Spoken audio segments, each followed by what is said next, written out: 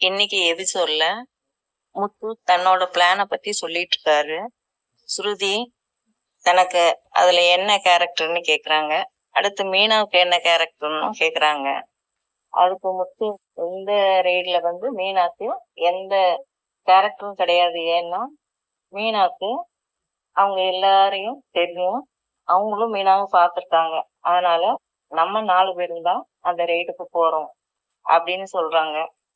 ஸ்ருதிக்கு தான் head officer post. ஏன்னா ஸ்ருதிக்கு எல்லா மொழியும் தெரியும், அவங்களுக்கு டப்பிங்ல நல்ல திறமை இருக்கு.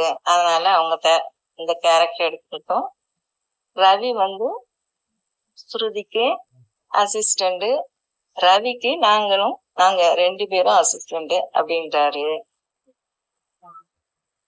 நம்ம போலீஸ் ஸ்டேஷன் போய் புகார் கொடுத்துடலாமான்ட்டு ரவி பயந்து கேக்குறாரு.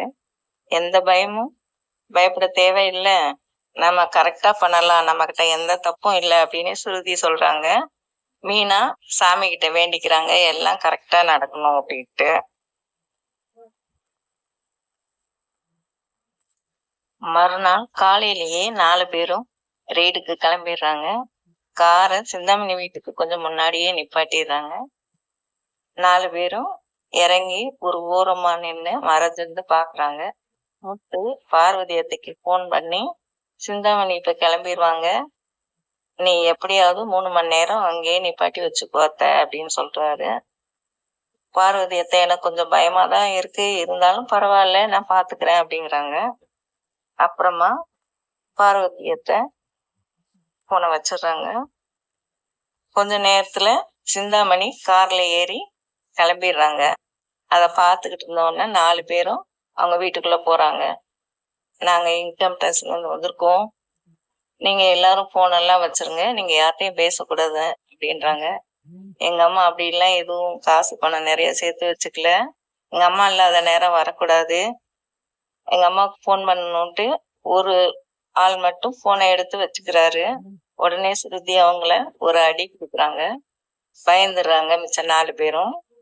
எடுத்து போன் எல்லாம் வாங்கி வச்சுட்டு அவங்க வீட்டை சோதனை பண்ண ஆரம்பிக்கிறாங்க. கொஞ்ச நேரம் தேடிக்கிட்டே இருக்காங்க, பணம் எங்கேயுமே கிடைக்கல. அப்போ அதே நேரம் சிந்தாமணி கார்ல போயிட்டு இருக்கிறப்பவே அவங்களுக்கு வயிறு வலிக்க ஆரம்பிக்குது. டிரைவர்கிட்ட வண்டியை திருப்புப்பா, எனக்கு வயிறு சரியா அந்த மாதிரி தெரியல அப்படின்பாங்க. ரொம்ப தூரம் வந்துட்டோமே, இப்ப கிளம்பணுமா திரும்புவோம் அப்படின்னா, பரவாயில்ல திருப்புங்க, எனக்கு வயிறு சரியா இல்ல அப்படின்னு சொல்லி கார்ல ரிட்டர்ன் வந்துட்டு இருக்காங்க. ரொம்ப நேரம் தேடியும் யாருக்கும் பணம் கிடைக்கல. அப்போ சிந்தாமணிகிட்ட வேலை செய்யற அடியாள் ஒருத்தர் முத்துக்கிட்ட சொல்றாரு, ஐயா அம்மா எப்பவும் பெட்ரூம்ல தான் பணத்தை வைப்பாங்க அப்படின்னு சொல்றாரு. உடனே முத்து போய் சிந்தாமணி பெட்ரூம்ல செக் பண்றாரு. அங்க உள்ள பீரோல மீனாவோட பணம் இருக்குது. அதை பார்த்து எல்லாரையும் கூப்பிட்டு சொல்றாரு, அங்க எல்லாரும் பணம் இதுதானா அப்படின்னு செக் பண்ணு அப்படின்னு சொல்றாங்க. ஆமா, இதுதான் அவ கொண்டு வந்த மஞ்ச பைய, அதே பணம் தான் அப்படின்ட்டு சொல்லிட்டு அந்த பணத்தை செக் பண்ணிட்டு இருக்காங்க.